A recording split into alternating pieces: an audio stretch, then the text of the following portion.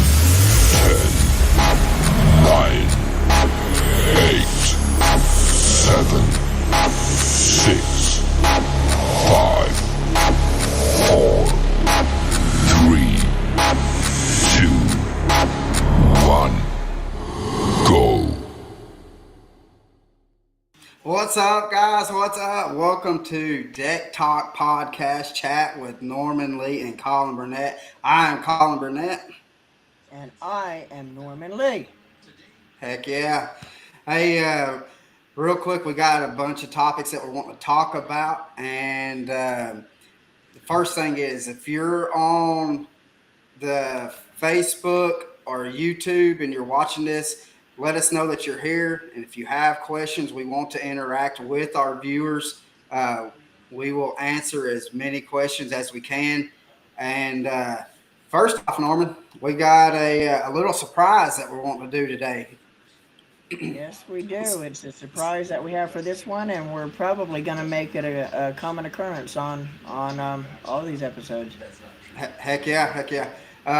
Today's little surprise, we're going to tell y'all about it right now because it is a giveaway.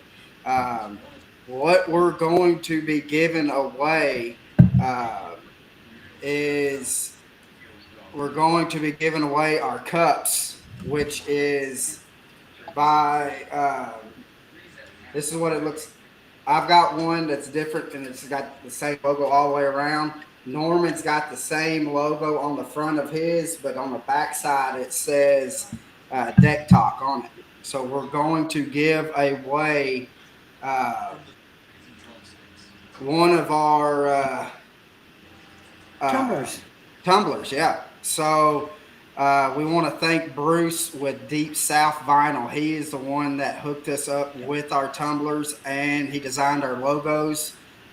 He's pretty much made everything that we have asked him to make for our podcast. And so we want to throw him a plug right here and say thanks, Bruce, for doing that. But let me tell you, or Norman, tell them how they're going to be able to get this, to get a cup or the tumbler. Well, what we're going to do is we're going to pick the best question asked tonight. So kind of think about what questions you're going to ask us, and the best question that is asked tonight, and I'm going to pick it. Whoever asks the best question will win one of our Deck Talk tumblers. Yeah, so what we're going to do is once we pick it, we will contact you to see which cup that you want, if it's going to be like the one that I have or the one Norman has. And then once you let us know that, we will get a hold of Bruce. Actually, Bruce is on here right now. So what's up, Bruce? What's up, so Bruce? we want to thank you, Bruce. But we will get to Bruce, and then we will get that shipped off to you. So start thinking about your questions. Come up with some good ones. So with that being said, let's see. We already got Scott Walker's already on here. And he says, Scott, "What's up, fellas?" So what's up? How is it going in Maryland, Scott? So probably cold. Yeah, it's probably cold. I know we just had a downpour. I mean, it was raining like crazy and the wind was blowing. I got done right before we hopped on here. I was talking to Caleb Bell, and Scott said it's cold and raining. So. But Caleb said that he went out fishing, got his boat on the trailer about 20 minutes before the rain hit. And he said he stayed by the time he tackled everything down. He said the rain hit, so he stayed still because it was a downpour. He said, I didn't want to try to drive in it. And so he was leaving the ramp, and he had 3 trees that were blocking his way from getting out. He said he was able to move 2, but the third one was just too big. He couldn't move it. So, but yeah, I talked to my wife earlier. She said it was raining really hard. I mean, it was bad up there for about 30 minutes to an hour. Yeah. And she said the sun came out after all the rain went by. Yeah, it's out right now. So, and you was probably just basking in the sun. basking in the sun and catching all them fish. Yeah, So, we had a cold wave that hit us here in Florida this morning. It got down to 89 degrees. oh, that's nice. So what? Let's speaking of you down in Florida, we want to let everybody know that's the reason why we're not in uh, a podcast studio. Because Norman's still down guiding. Well, you just talk about it. I mean, what are you doing? I don't know if it's on everybody else's end, but your voice is starting to break up a little bit, Colin, on the mic. It might only be on mine though. But anyway, I'm down in Florida, of course. This is actually our second episode having to do this. Um, but I've been down here. I guess what has it been? It's all these days run together now. What? It's About a been week and a half. a week and a half. But Yep. anyway, no, it's going good so far. Man, catching a lot of fish, catching some good ones. We're catching a lot of numbers, but there's some really good fish mixed in with those numbers. Um, I think every trip I've had so far, I think I've already I'm trying to think how many had 5 trips in a week and a half, and I think every single trip we've caught numbers, and we've had at least one or two really good fish on every trip. Today actually was, I would say, number wise and quality wise, we done really well today. We had some pretty good fish today, so this Yeah. probably was the best day as far as numbers and quality. But every fish today we boated was probably 3 pounds and up. Right. We got old Aaron Vincent is on watching. What's up, Aaron? What's up, Aaron? So, where were you at today? Today we went to Estapoga, Lake Estapoga, and Yeah. Lake Estapoga is not doing too bad right now. The water's really high right now in the lake, so um, most of the fish I'm finding is way back in. And that's the one thing. Okeechobee or Estapoga fish is like a small Okeechobee. And one Yeah. thing with those two bodies of water is when the water gets really high, it makes them a lot harder to find and locate the fish because they can be anywhere. Typically, when the Exactly. water level's down, there's only a certain amount of area that these fish could get in, and typically that's closer to the outside edge weed lines. But when the Right. water's up like this, they can be anywhere from the outside edge all the way to the hard line, and these places have so much shoreline cover, they could be pretty much anywhere. But no, it's been good so far. Chunking and winding a lot, doing a lot of flipping as well. As a matter of fact, I went through every bag of my two primary baits that I've been using and ran out. And I actually had to make a special trip down to Bruiser Baits facility about 2 days ago just to have Steve Dial make me up a whole batch more baits because I ran out. I came down with like 100 baits, and within 2 trips and one scouting day, that 100 count was gone. So going to the bags of baits, but it's all good because there's usually a fish on the other end of it. So, Yeah, that's but anyway, go ahead. uh Scott Walker says black and blue works in Florida. Oh yeah, black and blue on Lake Okeechobee, Lake Estapoga, Lake Kissimmee, any of those lakes that fish almost, kind of similar. Black blue with the blue tip. Those are pretty much your most prolific colors on those bodies of water.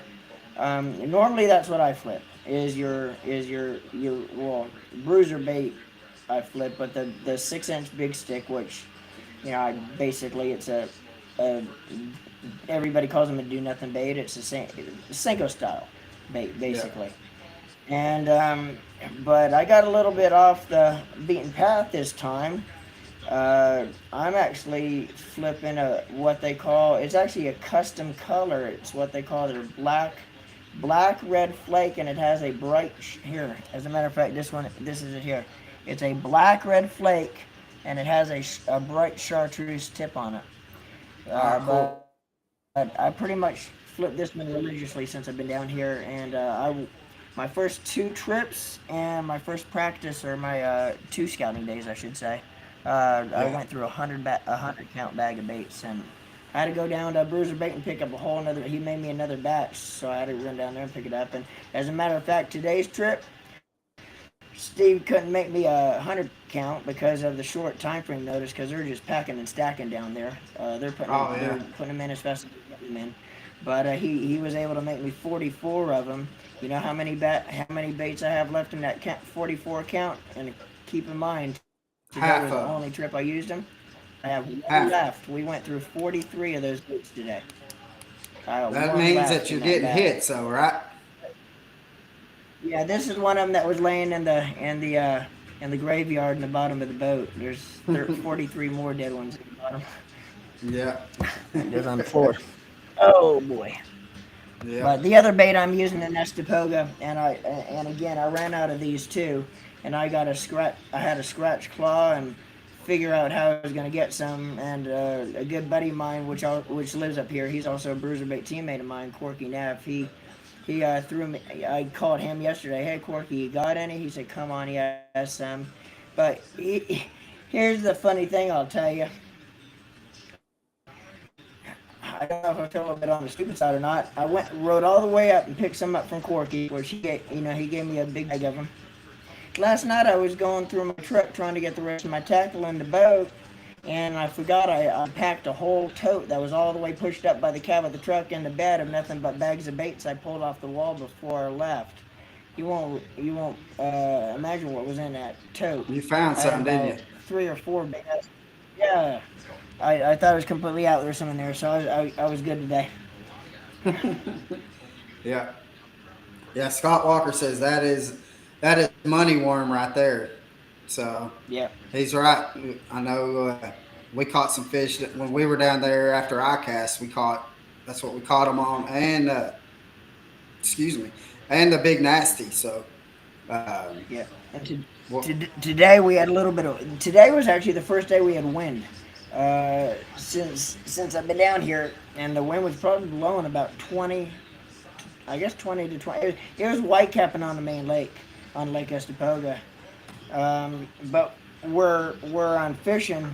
We had some good wind coming in, blowing in on it, so that just allowed for this swim bait bite to last all day. I mean, the last fish we boated on this swim bait today was I came off the water at 4:30, and the last fish we boated on the swim bait, which was probably about 3.5 pounds, was right at like 4:25, right before we got off the water. So this was working all Nice. day, but the breeze blowing in had a little bit something to do with this lasting all day. Yeah.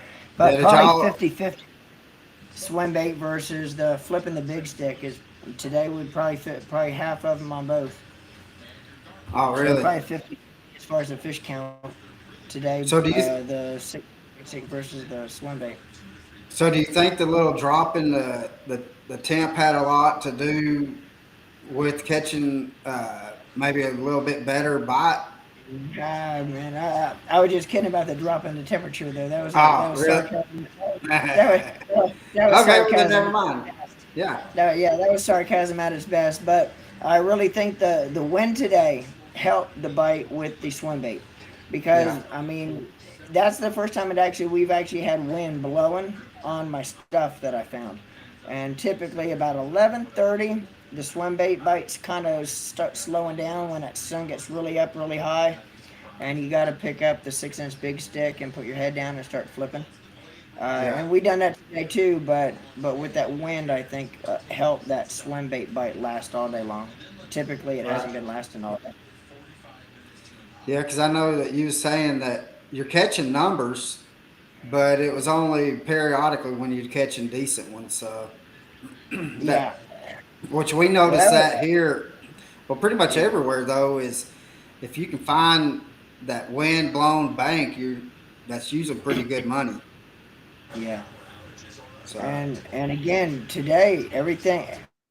I mean, well, since I've as honest to Poga, since I've been here, really everything I'm finding, and I put one full day, and I went out. Yes, I didn't have a trip yesterday, but I went out just to do. I scouted for 4 hours in the morning. I put the boat in right at about 7:30 and scouted till about 12 noon. I wanted to find a few more areas in case I had 5 areas I've been fishing, but I've been fishing pretty hard. I've already had 2 trips on Lake Estapoga, and once you get out there with clients, you hammer them. It's all Yeah. about putting as many fish in the boat as you can. So I wanted to have a few more, areas to find yesterday, so I could put in my back pocket, and I did that. And Yeah. luckily, I did that because only 3 of the fish we caught today, and we went to my one of my primary spots first thing. We caught them there, but every other fish we caught today was in 2 out of the 3 areas I found yesterday that I didn't have before yesterday. Right. Sounds good. Uh, well, you talked about fishing down there. Um, do you think where you got a trip tomorrow? No, I'm off tomorrow, and I said this last time I was off, but I said I'm gonna sleep in. That didn't happen. I was up at 5 o'clock anyway. But man, I'm gonna. I don't know if you can tell by watching me, but I'm running on fumes right now. Yeah, you look like you're drained. I haven't had since I've been here. I haven't had too many days where I haven't been on the water, whether it's scouting for my next upcoming trips or trips. So I think tomorrow I'm gonna take it easy, kick around the house, and I want to give a shout out too to my good buddy Bobby Cody and Jimmy Piper. Bob Cody's he's over there sitting on his phone watching TV right now. You hear the TV in the Yeah. background, but he's We, my long time team tournament partner. We've won a lot of team tournaments and cashed a lot of team tournament checks together, but every time we come down, he opens his house up to me. And Colin stayed here last with me when we came down for ICAST last year. So shout out to Bob and Jim for yeah, opening and their I houses up see. further. Yeah, I see that every weekend or every Saturday. I look forward to seeing how many fish he puts on that table in the back that he's fixing Oh to my! I clean. tell you what, He he load that strokes thing the up. catfish, doesn't he? Yeah, he catches some fish. I'm So amazed how fast he cleans them too. I wasn't here, but he done pretty good last week. I was actually where was I? I can't remember what I was doing. Oh yeah, yesterday was Sunday was yesterday, right? yeah, Saturday. I can't remember. But anyway, yeah, he done good last Saturday also, and he said I don't know how many he had. He said catches if he catches under 25, I think he'd clean them in less than an hour. Which I don't know God, how you that's crazy. clean That's 25 catfish. even with catfish. I hate cleaning catfish. I So, don't clean fish. well, I don't like it. yeah, I don't see. I don't eat fish. My wife loves fish. I told her if she wants any fish to eat, she's gonna have to clean it. I don't yeah. clean them. But again, let's before we got a giveaway tonight, and we we're going to be giving away our cups. We got 2 cups. Mine just looks just like it's got the logo on both sides of it.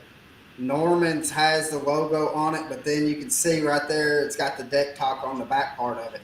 So what we're going to do is we're going to have whoever has the best question, and Norman is going to pick the best question. So whoever has the best question at the end of this podcast is going to win our tumbler. We're going to get in contact with you, find out which cup that you want. It's either mine or Norman's, and we will let Bruce with Deep South Vinyl know, and he will get that made, and we'll get it shipped off to you. And So these things were these tumblers we got. They work awesome too. I've been using mine religiously, and it is. Trust me when I tell you this. It is hot here in South Florida, and I put my coffee in it in the morning, which I don't know. My coffee is an old-fashioned can of Mountain Dew. Mountain Dew, That's my Mellow coffee. Yellow.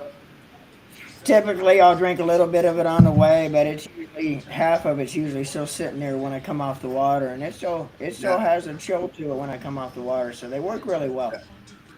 And you use Scott them. Walker. Yeah, I use it religiously, especially with work and then being out in the boat. Those things are the best thing to keep. You put some ice in it, and it's going to last all day. So, And I like uh, when we done these. I like we done them. What are they? The 20-ounce column. But I the like it 20 ounce. how they're the same. Really, almost the same size as like your soda can. because some of those Yeah, tumblers are really big around the bottom and they're hard to fit in a regular sized cup holder, especially like yeah, in a they vehicle. Or fit. even They boats. fit good in the vehicle cup holder. These fit in any of the cup holders. They're about the same. They're a little bit over, but I think they're about the same size as your regular soda can as far as Yeah. cup holder is Uh, concerned. Scott Walker has a question for you, Norman, and it's Yes, sir, Scott. he says, Norm, are you throwing any chatter baits or spinner baits? I have not. I have them in the boat. I haven't threw any yet. Down.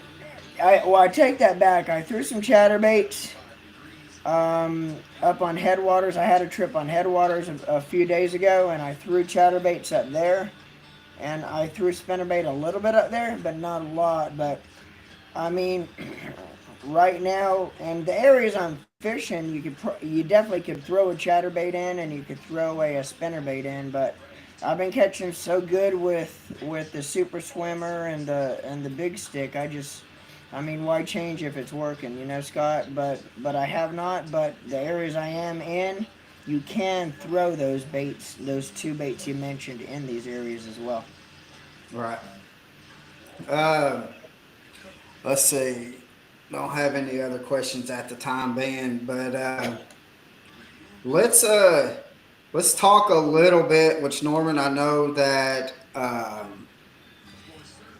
you haven't been here in a week and a half, so you can kind of talk a little bit from before you left about the river, uh, and I'll talk a little bit about Chickamauga and kind of what it is, what's going on there.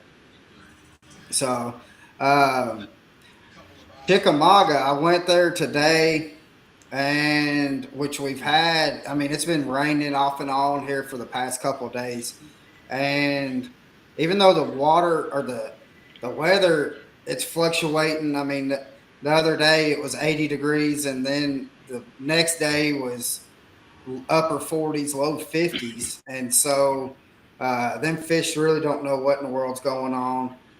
Today, uh, we we got Rachel Sullivan on. She is the wife of Jared with flipping the script, and I actually just got off the phone with him probably about an hour and a half ago. So, but uh, Rachel makes. She's got a bait company that's it's called Copper Red, and they got some baits. Main thing that I know, I still got to go pick some the ones that I've ordered some of their frogs, but I've heard nothing but good things about their frogs. So I'm excited about it. I actually have I got to have Jared text me their address so I can pick them up. Or actually, I'm going to have Jonathan pick them up. But I wanted to say, hey, Rachel. But Hey, again, Rachel. Chickamauga is down. I think it's down about 6 to 7 feet from Summer Pool, and so which that limits everything. The back of the pockets are, uh, excuse me, the back of the pockets are pretty much just bone dry that I've seen today. The fish that I did have hits, I was getting them on secondary points last week. Secondary points that had flats. That was in about 4 to 8 feet. And so I tried, I was looking at that today, and they were not on them flats. I backed off of them flats, and I they still wasn't there. The best that I got was at the main lake points is where I was getting mainly my hits. Uh, but what here in a couple of weeks, Norman, we're going to have the spawn actually starting probably in about 3 weeks. Should be starting around here. Yeah. Uh, What were you throwing on the secondary points today?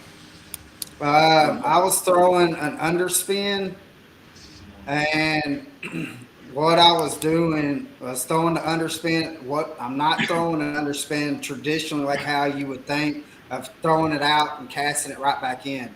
Um, I've been doing throwing it out, letting it sink to the bottom, and slow reeling it back in and I'm looking for like a flat that has shell bed on it, Norman. Because what I'm wanting to do, I want it to sink to the bottom, and I want to slow reel it back. The blade, you would think, with it on the bottom, it defeats the blade.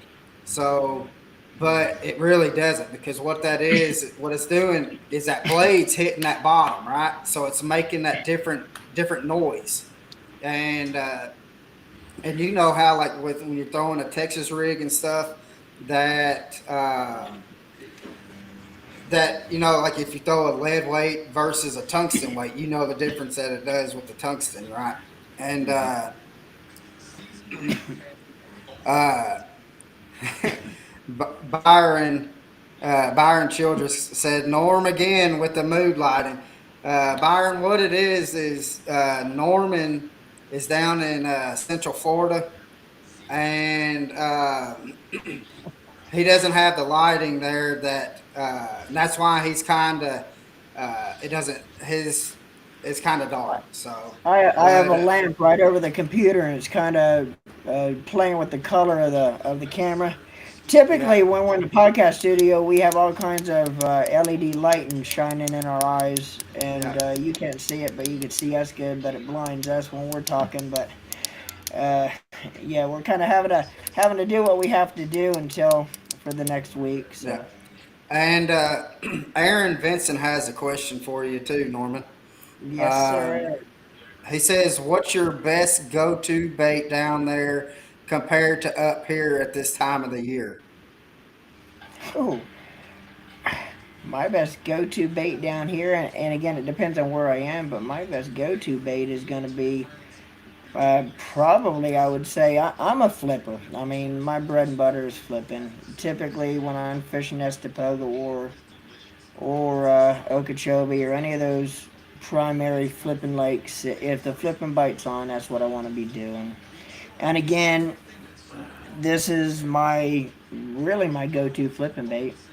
Yeah. You know, this actually isn't the 6-inch big stick. This is the Bass Addiction Gear version. And man, I can't Uh, for the life of me think of the. But anyway, yeah, this is a 6-inch, but it's the Bass Addiction Gear version, which Bass Addiction Gear is a sister company of Bruiser Bait. Same yeah. company, same ownership. But typically 6-inch big stick. But that's my go-to down here. And right now up there, uh, if I was You're on cranking. Nickajack, my go-to is always going to be the micro jig. Yeah. And typically I'll tip the micro jig with the Bruiser Bait McMinnow, Yeah. you know, Uh, for the trailer on it. yeah. We got Scott Morrow and Jamie Jones. What's up, guys? Um, we got a giveaway tonight. Again, we wanting to get everybody involved in it that is watching. Uh, all you got to do to enter the giveaway is just keep on asking us questions, and Norman's going to be the lucky one to be able to decide what the giveaway is or who's going to win the giveaway. The giveaway is going to be our Deck Talk tumblers from we got made by Deep South Vinyl. Mine's got the logo on both sides. Norman's got the logo on the front side, and he's got Deck Talk Podcast on the back side. So just keep Who on asked that asking last us question? questions. Who asked that Do last what? question, Colin? The go-to bait in Aaron, Florida Aaron Vincent. here in Benson. Yeah. So so that's what we got to do to be entered in is just ask us questions, and we want to interact with y'all as the viewers, and because we love talking about fishing, we can just chit chat for days about it. Um, but let's uh, go back to let's talk about Nickajack. Nickajack, I have not been on it since I guess last week, Norman. Um, but it's still up.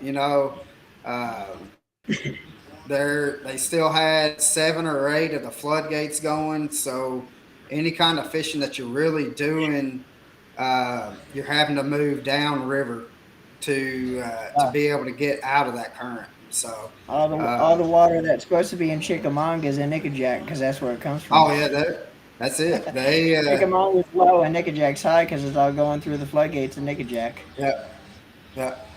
Um, Byron asked, "What's your favorite big swim bait?" My favorite big swim bait.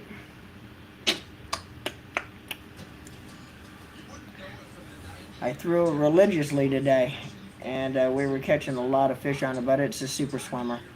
Uh, this bait here, one of the things I like about this swim bait is, of course, I use the centering pins on my hooks to attach the swim baits. I'll use a center pin. Typically, I like to use the weighted hook with the weight in the belly of the hook. I like that. I like the weight in the belly because it allows it to kind of swim true. It allows it not to twist up on you with that little bit of weight under the belly of it. But it also gives it just enough weight to keep it down so it doesn't. The only time it's going to ride the surface, like today, we're fishing thick bonnets with them, and we're pulling Yeah, it through these thick bonnets and spatter dock, and it will ride the surface when your line's kind of going over, and 95% of the fish that hit today, the way we were throwing it, we seen the strike from start to finish, right. and it's an impressive bite on it when they hit it on the surface. But one of the things I like about the super swimmer is it's a durable bait.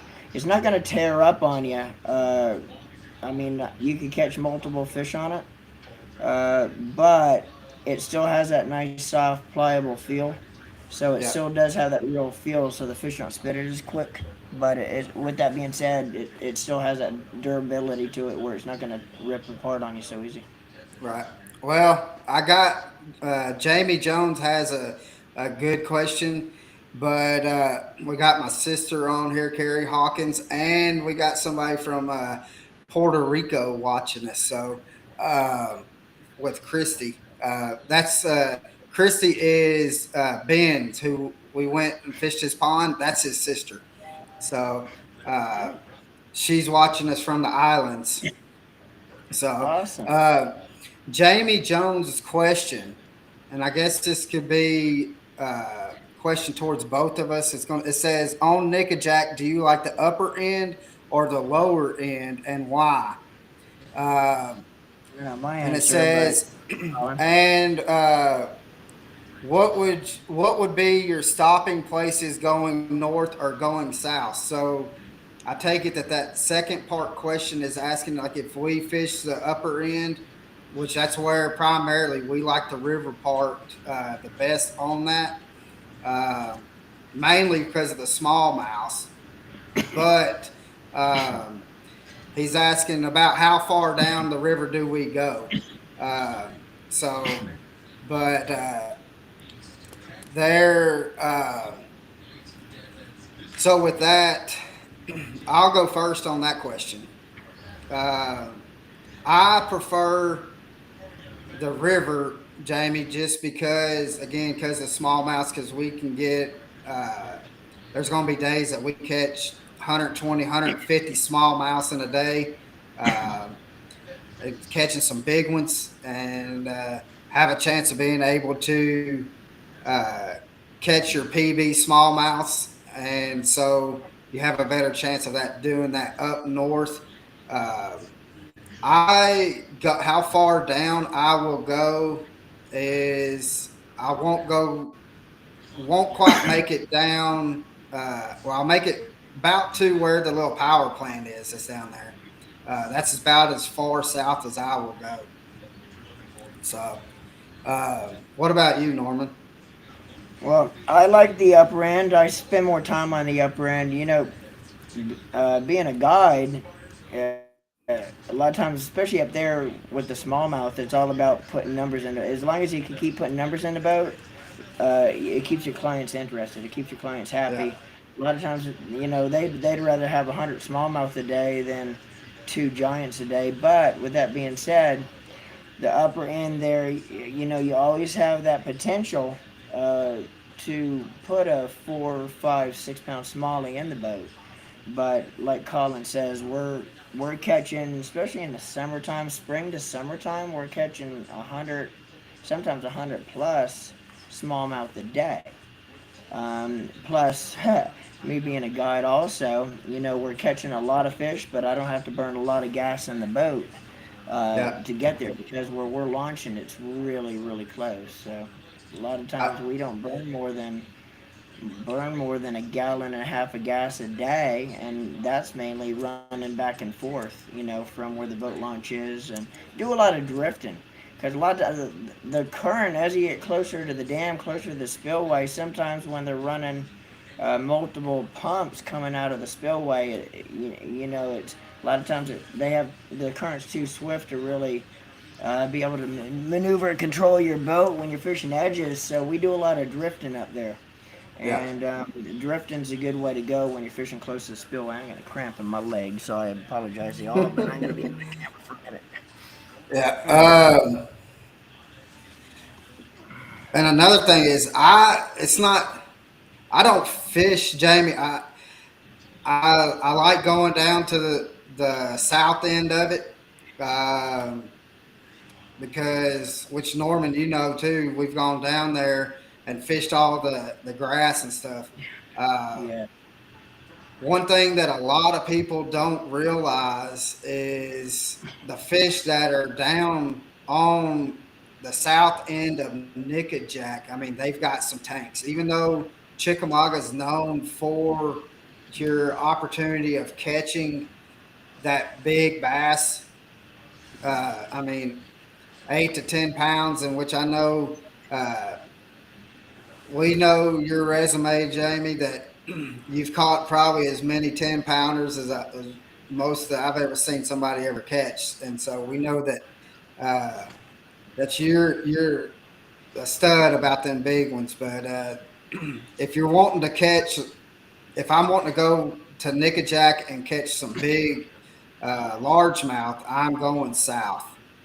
And a So lot of people don't. A lot of people don't realize on Nickajack too. If you go further south, if you go south, there's some really, really good grass down there. Some good milfoil very good. patches, some umbrella patches.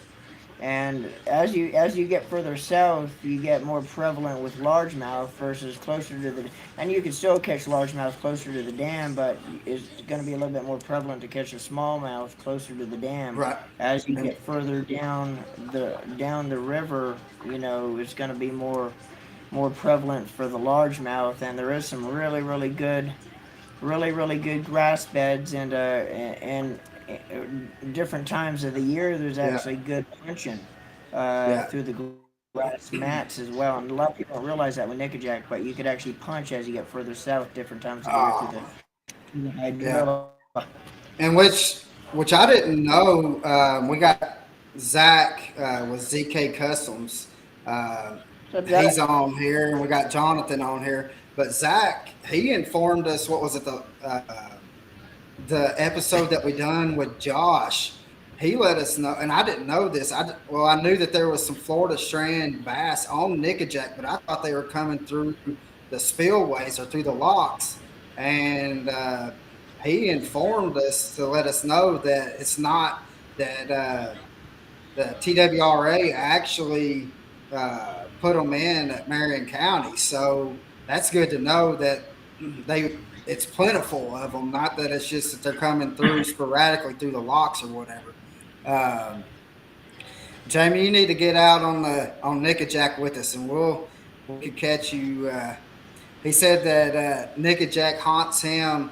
That his biggest is about 5 pounds on Nickajack. And he wants to know what is our opinion on all the eelgrass that's taken over Nickajack. Um, to me, I like the grass. Uh, which Norman and I last year we got on. We were fishing uh, down by that power plant, and we got there. What it was just right after sunrise. We hit it. We hit the river at Safe Hot. made that long run, and that day, Norman and I think uh, I was throwing a chatterbait through it, and I think you was ripping a lipless through it or something like that. And we probably Yeah. had the best day down there ripping through that eelgrass. Yeah. The thing about eelgrass is largemouth bass love eelgrass. It's a good eelgrass is a great cover, great habit, a great um, uh, good vegetation. You'll find anywhere you find eelgrass and decent water, there's a potential to find bass, and Yeah, they love to hang out in that eelgrass. yeah. Well, we got Scott Whitmire on here. What's up, brother? Let's So go. he's another local for us that's around the Chattanooga area. Uh, let's talk about some of the baits that we're using right now. Uh, and you could talk a little bit. You hit it a little bit with what talking about your trips down there and your guide trips. Uh, but let's talk about the baits and what the fish are hitting right now. Um, I've got on here like this is what I'm using right now to catch bass. I'm using a lipless crankbait, um, and this is to me, Norman, is one of my favorite times of the year because it's starting to get to where you're starting to be able to power fish, right? Uh, the bass are sitting up, getting ready to where that anybody that loves the power fish is they're itching because it's starting uh, to happen for them.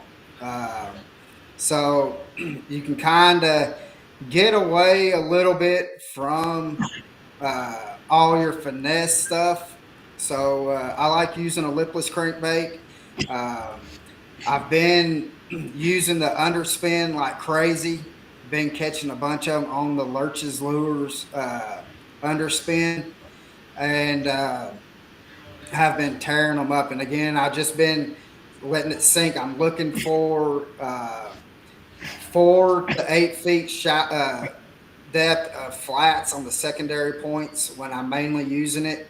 I'm wanting to find like some shell bedding and I'm letting it go to the bottom. And again, I'm slow reeling that sucker back. Um, because typically, because what they're doing right now, we kind of hit it last week, is the bass are coming up on there. They're scouting around and stuff. They are not ready to bed yet, but they're getting there. Um, and so, and when we have a pretty day, Norman, you know that they're moving up onto them flats. And then Yeah. if the next day is a little cooler, they're dropping back. Um, and so when it's a little cooler, on them secondary points, typically you can back off of that shallow point or the flat, and catch them off on the where off the ledge of it. So because that's what they're backing off of it. Um, I love throwing a jerk bait up there, and especially on them shallows, and especially if they're off on them ledges. Uh, love working that jerk bait. I've gone to more of a shallow jerk bait right now than where I was throwing a deeper jerk bait. Um, I did throw a deep crank today. Um, and what I'm doing with it is I'm burning that sucker back, Norman. I'm like reeling 3 or 4 times, real fast, pausing, 3 or 4 times, pausing. And what I'm getting, it seemed like, Norman, that I wasn't getting them to hit. They were not hungry to hit it.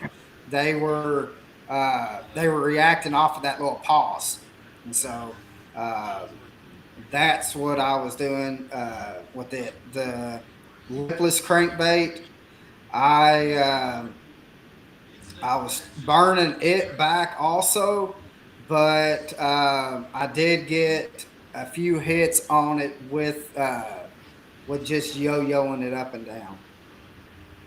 So, um, what are you want to run back by kind of what real quick, Norman, of what you using down there?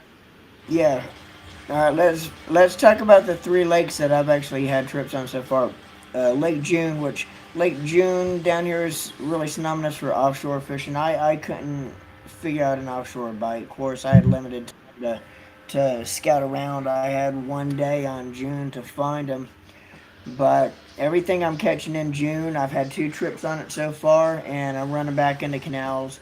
The fish are actually starting to move up in the canals, which this time of the year in the canals, any canal system on that body of water is really good this time of the year. The fish actually get in them canals, move into spawn. I Yeah, didn't see anything sitting on the bed. Seen a lot of fresh beds, but we're catching numbers. Uh, you know, 50 to 75. I think one day we probably caught close to 100. But the problem is there's a lot of small fish, and you have to catch like 20, 25 of the small pound and a halfers to catch that one 4 and 5 pounder. There's four and right. five pounders in there, and there's some bigger ones in there, but you kind of got to weed through the small ones. They're so aggressive. If there's a big one and two small ones sitting in the same area, your bait is.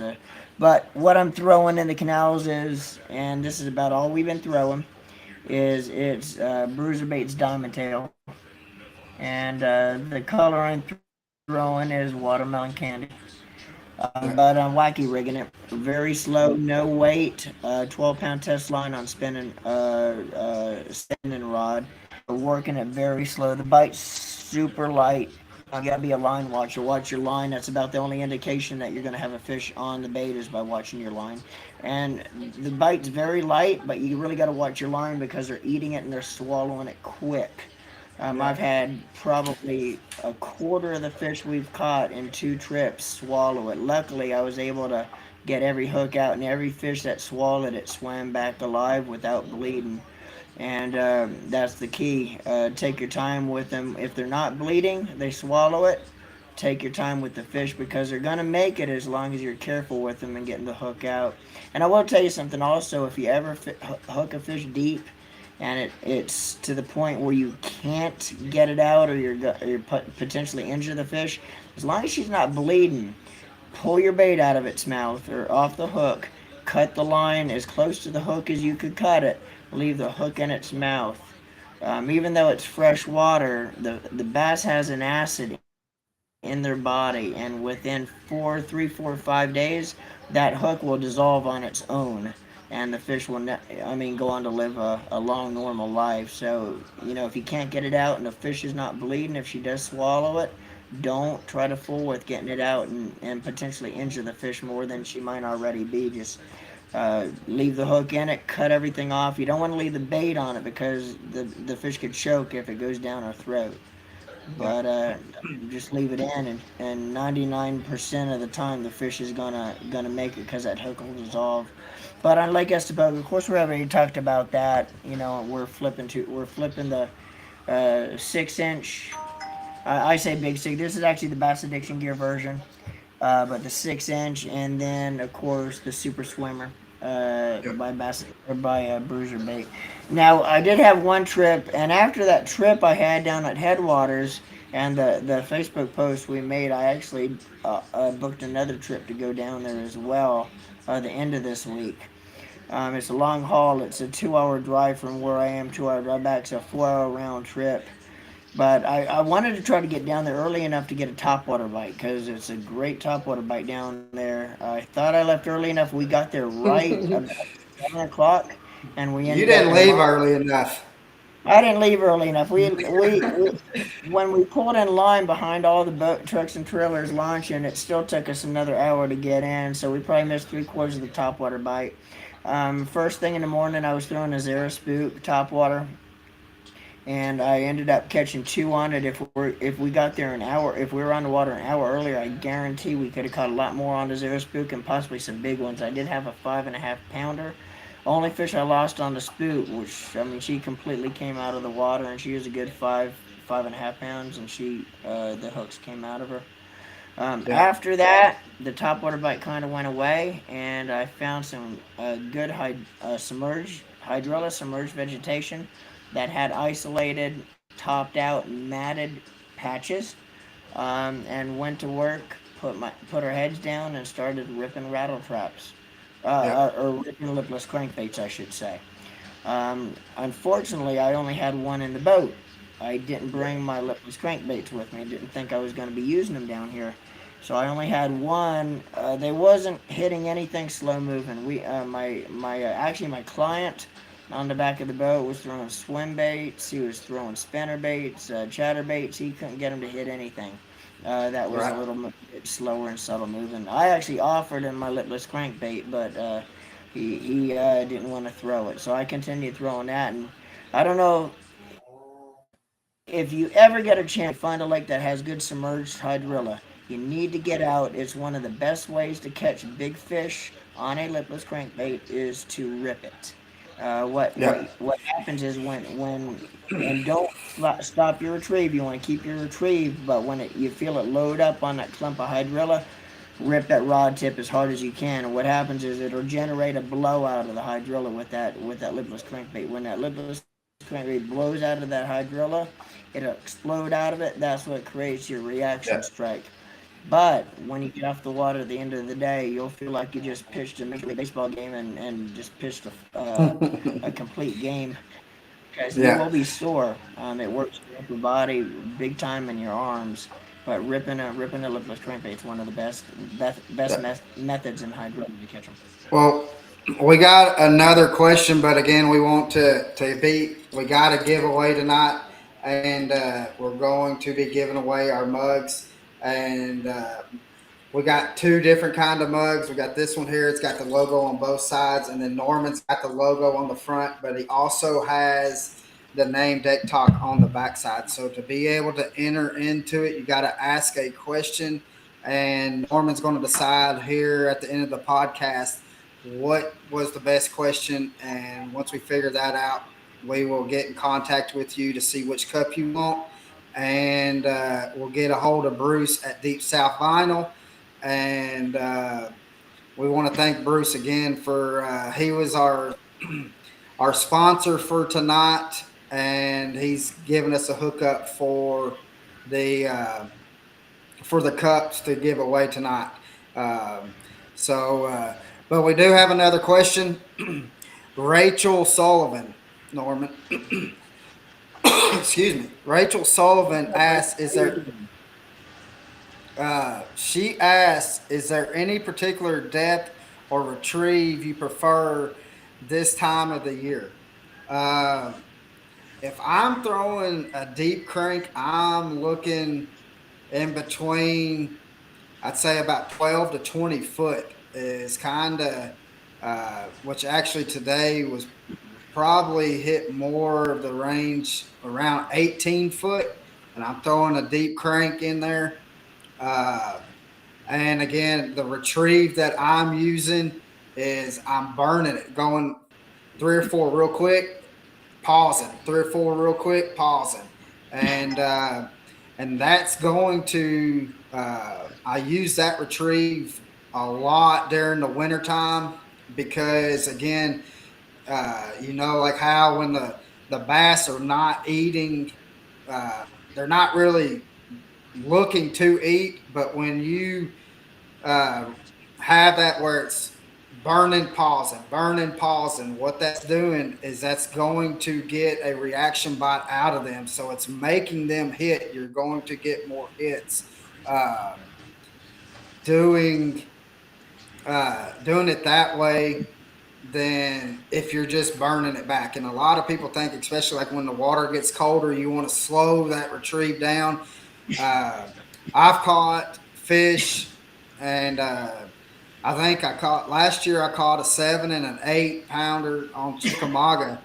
That when the outside temperature was like 27 degrees, and I think the water temp was low 30s. Uh, Using that method of real going real quick, burning real quick, three or four cranks, pausing, three or four real quick, pausing. Uh, that is right now.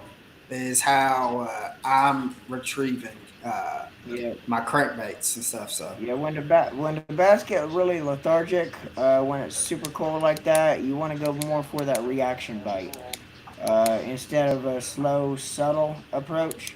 You want to create a reaction to the bait typically because all they're doing is laying there. They're like you and me when it's 20 degrees outside. We don't want to go out, and when we do, we move awful slow yeah, or fast if you're trying to get out of it, get back in the yeah, house. But yeah, you have to go for almost a reaction bite. They don't want to chase anything, but they'll react to it when it's brought by their nose. yeah. Uh, More so than just a slow settle because they don't they're not eating it to eat it. They're eating it. They're reacting to it. Right, right. So uh, we want to take a second, real quick. We've started a Deck Talk podcast YouTube channel. So if we can get y'all to go to YouTube and look up Deck Talk podcast and subscribe to that channel, because eventually what we're going to do is uh, it's going to be primarily just on the all of our deck talks that we do with the chat with Norman and Colin. We're going to have them on there and our special guests. And like, cause Norman, you want to tell them who our special guest is that's coming up? Yeah. Our next episode, we're gonna have Shaw Grisby on, Yeah, so that ought to be a killer. That ought to be a killer episode. yeah. So And Shaw will be so on our next episode of Deck Talk podcast. yeah, We so should be sometime the middle of I think the middle of March, I think. all right. We got Zach with ZK Customs. Um, he says, uh, how do you go about preparing for a guide trip from figuring out what baits you want your clients to throw to you deciding making where you want to start and where you want to end the day? Let's see.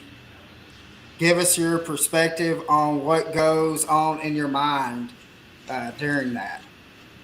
All right, awesome question. That was a really good question. And who asked that, Colin? Who was that? Zach, just put ZK. ZK. All right, Yeah. awesome question. When I scout around for an upcoming guide trip, especially like down here. I mean, when I got down here, of course, this is my home water down here. I grew up fishing these lakes. I guided down here for 15 years before I moved out to Tennessee a few years ago. But it's like any place else. If you don't spend time on a body of water and be able to really follow what the fish are doing, where they're going, where they're coming from, it's tough. I mean, even if you know these lakes like the back of your hand, if you're not on them every day like anywhere else, you really have to put your time in. Yeah. But when I got down here, I knew going in I was really had 3 lakes, and I was only going to have a day on each lake to really find what I needed to find. And basically, I know what I'm looking for on each lake. Once I find an area that I want to fish that I think is going to have fish in it, I'm only sitting. I kind of use it the same as if I was pre-fishing for a tournament. I use the same concept. I'll set the hook on the first 1 or 2 fish because I want to know what's hitting. I want to know the size of them. I want to know what's biting the bait. So I will set the hook on the first 1 or 2, and after that I put the rod down. I get on the trolling motor and I try to expand that area. I try to look for little subtleties in the cover that I caught that one fish out of. I look for different movement. You can tell a lot by looking at what you're fishing, if there's fish around. Just the little subtleties of what you got going on. You can see a little bumping going on, a little movement of weeds. The little things like that is going to tell you, what else is there. So I catch 1 fish in each area, kind of expand on that area, put the rod down, get on the trolling motor, and just cover the area. And once I kind of had an idea, of what's there, and if it looks like it's a place that's going to have a lot of fish, then I move on, and I can just kind of repeat the whole process. I'll set the hook, first one or first two, and then just kind of expand on that area. I don't set the hook a lot. Now I will still wet the bait, but I'm not pulling back. I'm not setting the hook. Okay, typically I'll set the hook on the first couple. I like to use barbless hooks. I don't get into throwing. A lot of tournament guys I see, they'll actually throw a hitchhiker just tied under the line with no hooks.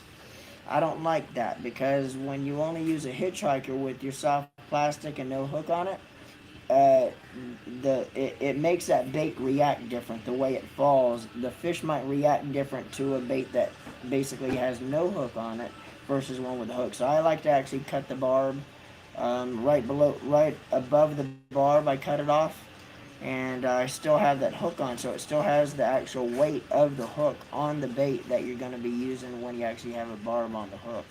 But I just kind of expand on all these areas, and Right. just for example, today I had 5 primary areas going into today's trip. Well, luckily I wasn't even going to hit the water yesterday. Luckily I hit the water yesterday, and my goal going out was to find 3 more areas to put in my back pocket in case I needed it.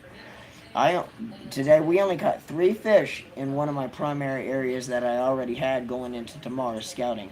I was on the water for 4 hours. I found 3 more areas that was holding decent fish. Every fish we caught, other than 3 today, came on those areas I found yesterday. And we caught some really good fish today. So kind of that's my game plan going into scouting an area. And again, like a place like Lake Estapoga, I'm gonna scout it differently than like a Lake June. You know, when you got that deep water, it's all Yeah. about using your electronics. Unfortunately, I haven't found any deep bites out there, so I had to go back into canals. But it just depends on what style fishing you're doing, depending on how you cover the water to kind of locate what you're trying to find. Right. Uh, let's hit because we've already been over an hour, Norman. It's hard to believe. But let's talk about Jack's bait and tackle real quick. Jack's Bait and Tackle is a local bait shop to us here in the Chattanooga area. They have been around. They just celebrated their 56th anniversary, and Kim and Chuck do a phenomenal job about keeping us uh, stocked up with baits. If you're on Facebook, look up Jack's Bait and Tackle. Kim keeps her customers updated about what is new coming into stock, what they have in stock, what they just got, and she's pretty much doing a Facebook Live every day. I know that her and Patty work some long hours with making sure that them walls stay packed up. And so, but one reason why we wanted to do this today and talk about them is one about their 56-year anniversary. Uh, they are doing a fish fry, Norman, March 12th. So we want to make sure we get a good showing of that. And ZK and a bunch of other guys. I think they had 21 boats or something like that, 22 boats or something.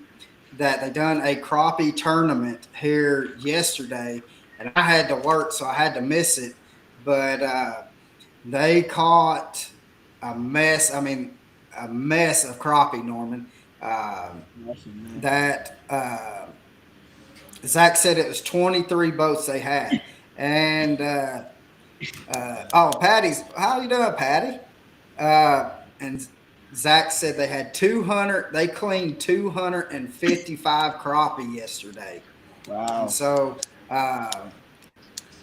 and Jamie Jones says he'll be cooking the fish that day. I'm ready for it. As soon as I get off of work, I am. I'm coming straight over there.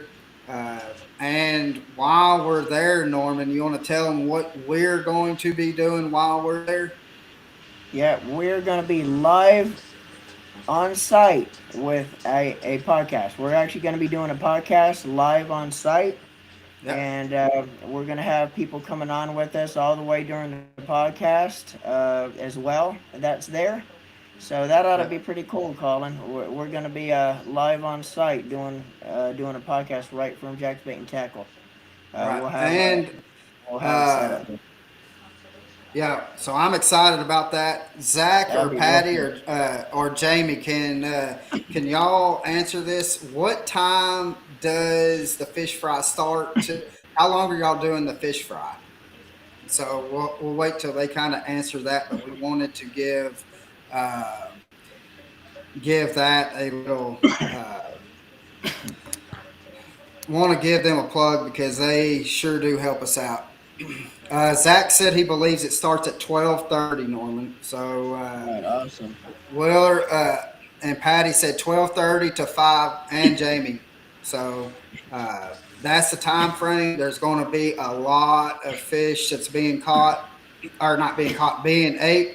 Uh, Jamie's going to be doing the cooking. Hopefully, we're going to be able to pull Jamie away from the fryer for a little bit because when you talk about Chickamauga and talking about some hammers on Chickamauga, Jamie is definitely one of those on Chickamauga, Yeah. and so I love picking his brain. So hopefully we'll.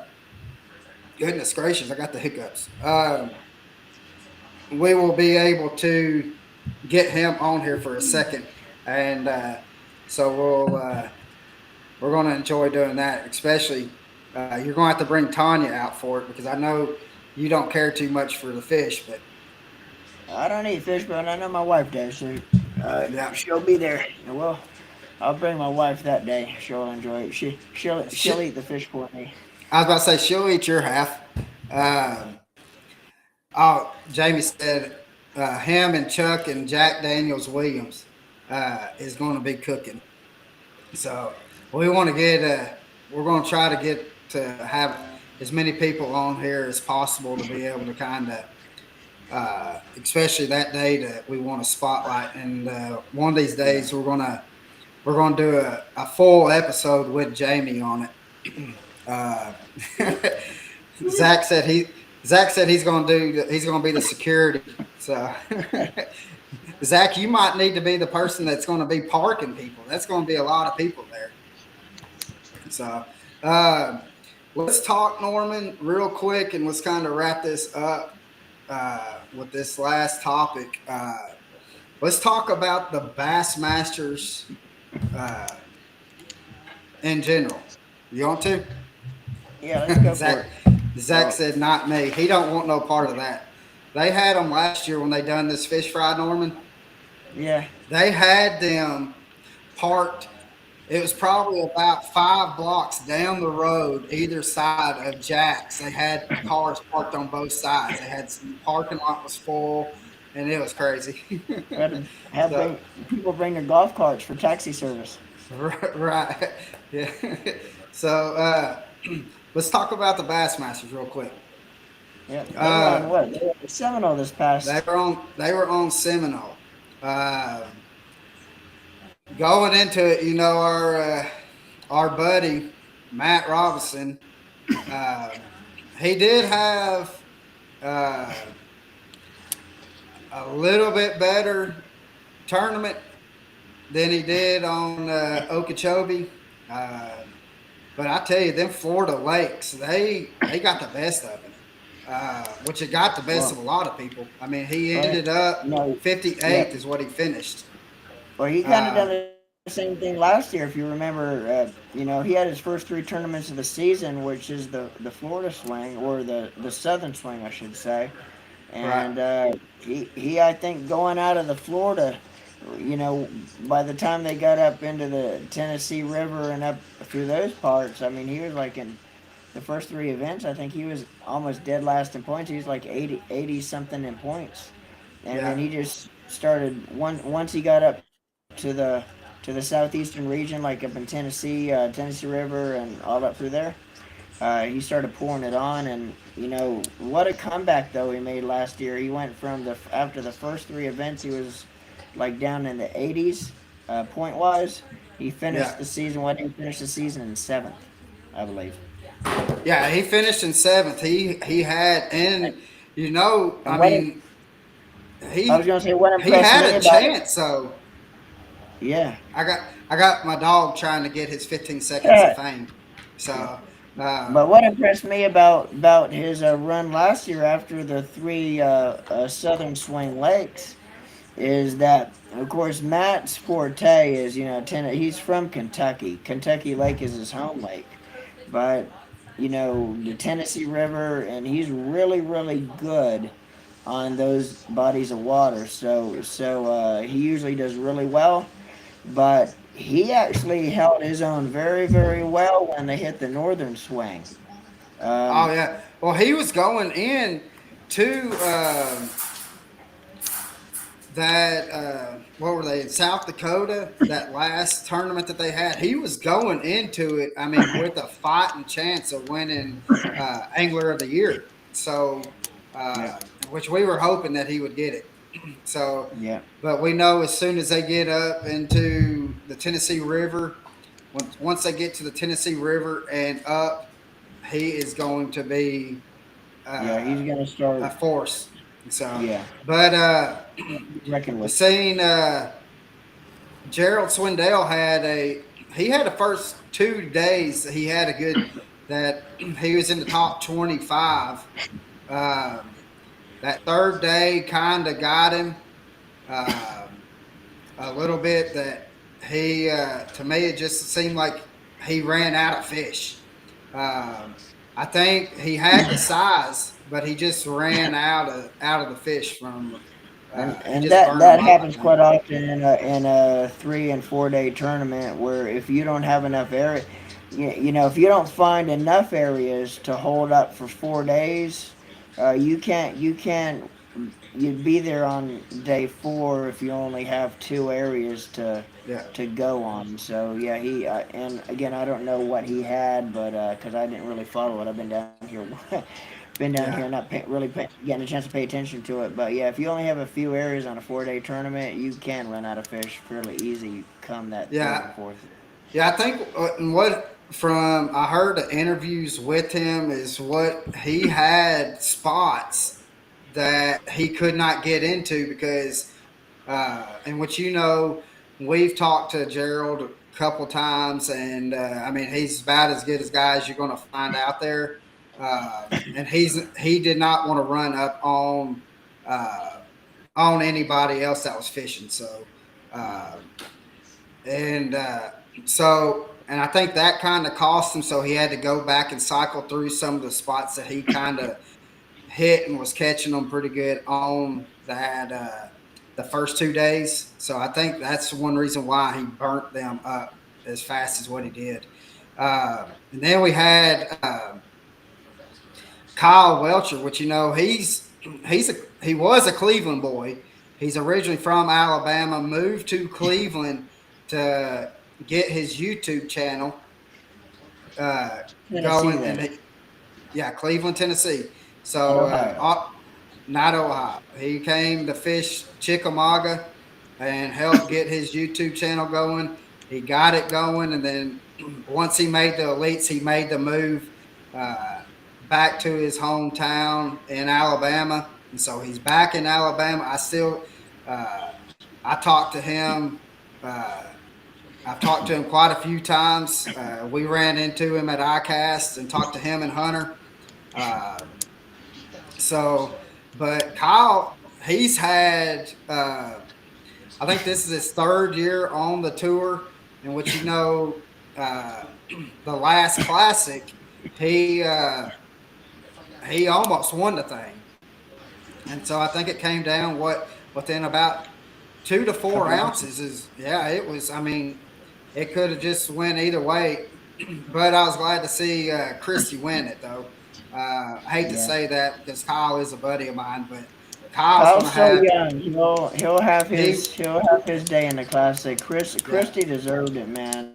yeah Christy's been through a few classics that was pure heartbreak. yeah And even going into this past classic, Christy, I mean, talking to Christy, we talked to Christy a little bit in July, and he thought he thought he blew another one going into the weigh-in, yeah and it yeah ended up he pulled it out with a couple ounces, so that was awesome to see. yeah, and he's one of the nicest guys out there too. I really enjoyed talking to him down there at ICAST. But Kyle's had the first two tournaments he's finished in the top 15 both two tournaments, so he's racking up some good Angler of the Year points right there. So, uh, but we had Joey Fuentes win. He had a going into Championship Sunday. I think he had a 7-8 pound lead going into it, and so it's his to lose. And they were talking. Zona was talking about how if he could just catch 12 pounds is all needed. And halfway through, I mean, a lot of people had the top tens. I mean, a lot of people in the top tens was giving him a run for the money, and they had limits. And not Chrissy, but Fuentes did not have a limit going halfway through, and then he finally caught his limit, and he pulled it out. So that's he's from Arkansas, and it's cool to see how you can recognize him as that big old cowboy hat that he's got on. So, but with us talking about the classic, let's talk about the classic coming up. You want to? Where is it going to be, Norman? The classic this year is going to be in Knoxville on the Tennessee River. Yeah, and And talking about that's going to be it's going to be a hog fest, I believe. oh, I think so too. That time of the year, dude, it's going to Yeah, be a downright shootout, a big fish shootout, I believe. yeah. I want to say this. I believe that the classic this year could could easily. This might be a big statement, but I think one the classic whoever catches the most smallmouth, and typically Tennessee River, you're really thinking, especially like Chickamauga, Gunnersville, you're thinking of largemouths and big largemouths, uh, and where they're fishing has some big largemouth. But I think the person that catches the most smallmouth is going to win that, Norman. Yeah, I So think that the one I think it's going to be the one or two people that actually finds mixed bags. I yeah, think smallmouth is going to be a player this year in the classic, and yeah, I think there's going to be some pretty big mixed bags, meaning some bags 5 fish limit that has a mixture of big smallmouth and big largemouth in it. So I think yeah. it's going to be a mixed bag, and I think smallmouth is going to be a player this year. You think there's going to be 100 pound bag? That's a That's lot, isn't it? that's a bold statement. Yeah. That would be a bold statement. You know, last year when the I think I would go on a limb and say I don't know. I would say it might take well, I'll tell you 90 this. pounds. Last year the winner won with 93 pounds. Yeah, So I mean, it could could. I it mean, could happen? there's gonna be a lot of big fish being caught, so it could hit the century mark. Yeah. So, but let's talk about. I know we enjoy talking about the Bassmasters and MLF, which we really did not hit the MLF because they didn't really have anything going on this week or this past week. Uh, but sticking with the classic, what are we going to be doing, Norman? Well, we're going to be there. We are going to. We're going to be on the other side of the fence or the pond, as you might say. We're going to be actually have media credentials. Um, Yeah. at the Bassmaster Classic, we're gonna be front and center with some of the anglers doing some interviews. But yeah, we're actually gonna do the media day. We're actually gonna be there during media day, doing some interviews and stuff like that. So that I'm looking forward to that. That ought to be pretty cool. It's gonna be different. I mean, we've never really done anything like that media wise yet. So Right. we're gonna have fun with that. Yeah. But So we're gonna be part of the media there this year. yeah. So it's exciting that news on our behalf of what we're going to be doing and the opportunities that we're getting to do, especially with reaching out, especially with the podcasts and stuff.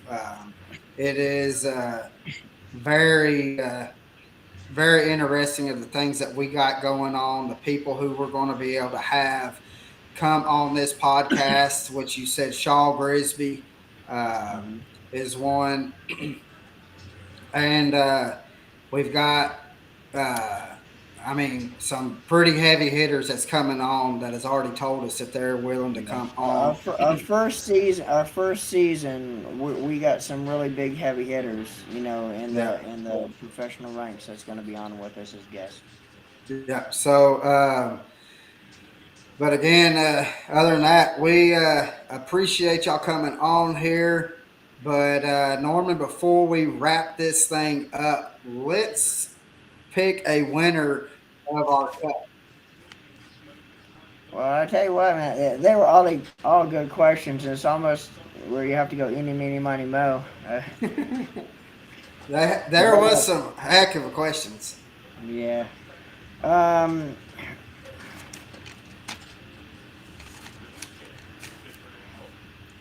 I'm sort of swaying towards, and this was a really good question, I thought. Uh, I'm really swaying towards ZK, and Okay. how do I actually scout for Yeah, and guide prepare trips for your and yeah. scouting and preparing for upcoming guide trips. Heck So yeah. I think that was my favorite question because it was a really, really, really spot on question. So Yeah, ZK. that I mean, I actually I thought which we had good questions all podcast long, but there when Jamie Jones had a couple good questions on it. They Scott were Walker all had really, really good questions. right, It and was difficult to pick one. yeah, and so but but yeah, ZK. His that was a good question, and thanks for answering it the way you did. That gave good details of how you go about figuring out how what you do to get Basically ready for treat a it guide like I'm trip. practicing for a tournament. No Yeah, different. yeah, You're trying to find you're trying to find fish but not catch them, but you still got to catch a few to see what's biting. yeah. So Zach, if I think he's still on here. So Zach, if congratulations, brother. And as soon as we get off here, I will give you a phone call, and we'll figure out which cup you want. If it's going to be my cup that looks, let's see, looks like this, and it's got the thing on both sides. And then Norman's got the same thing minus the deck talk. He's got the picture, but then on the back part, it's got deck talk going back. So I'll get in contact with you, Zach, and we will. Uh, and then I'll let Bruce know which one to make, and then I'll have it at Jack's, and I'll tell Kim to give it to you next time you come in there. So, but again, guys, we really appreciate y'all coming on here and talking. We really thoroughly love coming on here doing this. We've had a blast every time that we've done it. We're going to have one more, Norman, that you're going to be down in Florida. No, that's what I wanted to mention. Next week, I think we talked about it, Colin. We're actually gonna do our live chat on a special day and time, not really time, but a special day because I will be traveling next Monday. That's My last it. guide trip is the 5th, which is this a week, basically Yeah. 1 week Sunday, and I'm gonna get some sleep and probably hit the road sometime on the 6th. So I will be traveling on Monday. I probably won't get back to Tennessee till late Monday. So So we're the gonna next push it episode won't be till Wednesday. Wednesday. Yep. So we Okay. are going to do a special live chat instead of Monday. Yeah. It's going to be on Wednesday. Same time. Back to the normal time at 3ish. Yeah. And so we're with that being said, uh, we'll try to we're going to try to be able to do this giveaway because we thoroughly enjoy. We want to tell y'all that we appreciate y'all asking the questions. So uh, we're going to try to do the giveaway as much as possible, not just the tumblers or anything like that, but we've got some other bait companies that has lined up with us that is going to help us with some giveaways. Yeah. So our next giveaway might be Norman, and we'll do a video. I'll do a video on it.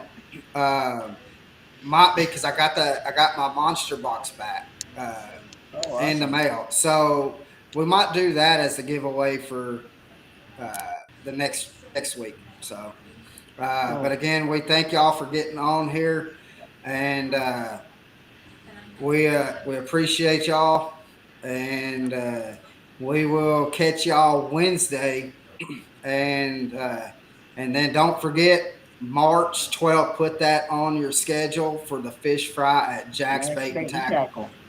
Yeah. So you'll see Looking forward us, to seeing and everybody there. We're gonna be yep, live at Jack's Bait and yep, Tackle, doing a podcast. So and yep. looking March forward to talking 12th. to a lot of the guys there too. See how many So, people we could get on that's there. So that'll be a fun time. yep. So we we appreciate y'all again, and we will talk to y'all later. And Aaron says safe travels coming home, Norman. Thank you, So, Aaron. Appreciate it. we hope y'all have a blessed day and tight lines and live the passion. Tight lines, guys. Enjoyed.